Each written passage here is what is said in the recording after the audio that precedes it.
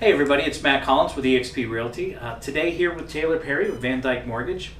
We're going to talk a little bit about just how long is our pre-approval good for.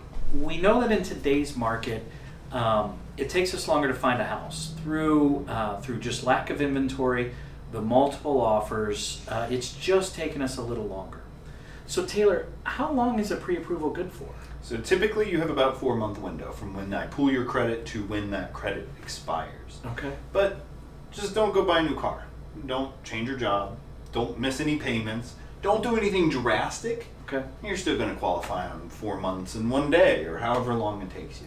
Now, what happens if I sell a car?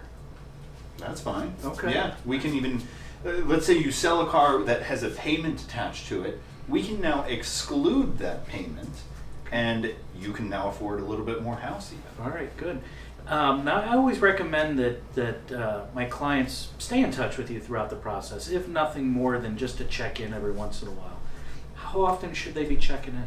Well, realistically, I always offer, when you see a house, text me the address and we can work up the monthly payment for you.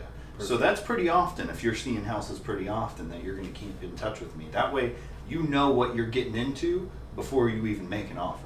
Oh, good. Well, guys, it just comes down to basic communication, right? And so you've got the team behind you, ready to get to work when we find that perfect home. I hope today helped. If you found it valuable, please like and subscribe below. Drop us a comment. Let us know what you'd like to hear us talk about. Until next time.